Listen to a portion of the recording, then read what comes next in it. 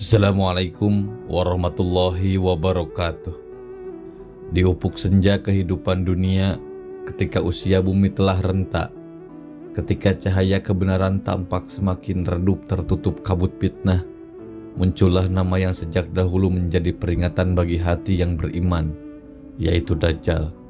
Ia bukan sekedar tokoh yang akan datang di akhir zaman, melainkan simbol fitnah terbesar yang pernah ditimpakan kepada umat manusia. Wajahnya menjadi wajah kebohongan, kata-katanya menjadi bisikan tipuan, dan langkahnya membawa kehancuran. Rasulullah SAW telah mewasiatkan kepada umatnya untuk mewaspadai makhluk ini. Sebagaimana beliau bersabda, tidak ada fitnah yang lebih besar sejak diciptakannya Adam hingga hari kiamat selain fitnah Dajjal. Bayangkan fitnah yang menyelimuti bumi. Dajjal datang dengan wajah yang menipu. Ia mengaku sebagai Tuhan. Ia mengobral janji keselamatan. Ia menebar ilusi kekuatan. Tangan kirinya menggenggam kebinasaan, sementara tangan kanannya seolah menawarkan kehidupan. Ia mampu menurunkan hujan, menghidupkan orang mati, dan menyuburkan tanah yang kering. Namun semua itu hanyalah fatamorgana yang Allah izinkan sebagai ujian bagi manusia. Al-Hasan Al-Basri rahimahullah pernah berkata, fitnah itu demi Allah tidaklah datang kecuali tampak indah pada awalnya. Ia memalingkan hati orang-orang yang berakal, hingga yang lurus pun menjadi condong dan yang kukuh pun menjadi goyah. Begitulah hakikat Dajjal, fitnah yang memikat, indah di mata duniawi, namun beracun bagi ruh yang lalai. Mereka yang rapuh imannya akan berbondong-bondong menjadi pengikutnya, sebab fitnah Dajjal adalah fitnah dunia, kekuasaan, harta, dan keajaiban yang menjanjikan kemudahan. Dan bukankah itulah yang paling digandrungi manusia di zaman ini?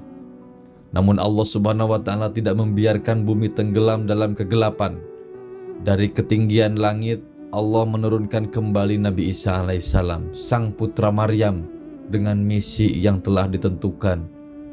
Namun sebenarnya Allah telah mengangkat Isa kepadanya. Allah Maha Perkasa lagi Maha Bijaksana. Nabi Isa tidak pernah mati, melainkan diangkat ke langit, dan pada waktunya ia diturunkan kembali bukan sebagai Rasul dengan risalah baru, melainkan sebagai hakim yang adil, sebagai saksi atas kebenaran, dan sebagai pembunuh fitnah terbesar yang pernah ada, yaitu Dajjal. Ibnu Katsir rahimahullah menulis dalam An-Nihayah, di akhir zaman Allah akan menurunkan Isa bin Maryam sebagai hakim yang adil. Ia akan membunuh Dajjal, menegakkan syariat Muhammad, dan di zamannya bumi dipenuhi keberkahan. Mengapa harus Nabi Isa? Pertanyaan itu kerap berputar di benak kita semua. Mengapa Allah memilih Nabi Isa untuk mengakhiri fitnah Dajjal? Ada 4 alasan mengapa Allah Subhanahu wa Ta'ala memilih Nabi Isa yang diperintahkan untuk membunuh Dajjal. Yang pertama, menjadi bukti bahwa Nabi Isa masih hidup. Bangsa Yahudi dan Nasrani percaya bahwa Nabi Isa dibunuh dan disalib.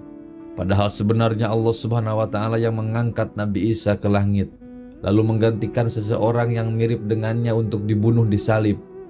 Dalam Al-Quran Allah Subhanahu wa Ta'ala berfirman, dan karena ucapan mereka, yaitu orang-orang Yahudi, sesungguhnya kami telah membunuh Al-Masih, Isa putra Maryam, Rasul Allah, padahal mereka tidak membunuhnya dan tidak pula menyalibnya.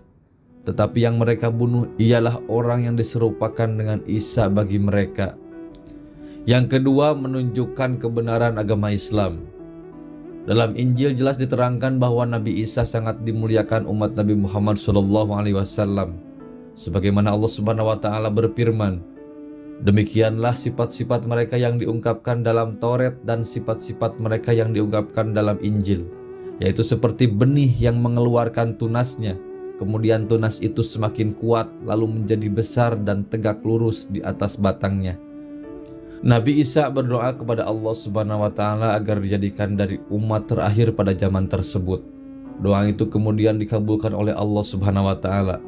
Itulah sebabnya Nabi Isa diberikan umur panjang sampai beliau diturunkan ke bumi di akhir zaman nanti untuk menerangkan bahwa agama Islam adalah ajaran yang sangat murni.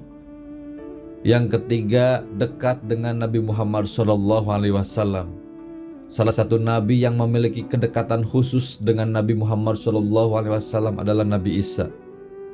Aku adalah manusia yang paling dekat dengan Isa bin Maryam. Antara zaman kami berdua tidak ada nabi yang memisahkan. Yang keempat, napas Nabi Isa tidak bisa tercium. Napas Nabi Isa tidak bisa tercium oleh para pengikut Dajjal. Nabi Isa pun akan mencari dan membunuh Dajjal. Disebutkan bahwa tempat Nabi Isa akan membunuh Dajjal menurut hadis riwayat Imam Muslim adalah di pintu gerbang kota Lud, yaitu di Palestina. Wallahu alam. Wassalamualaikum warahmatullahi wabarakatuh.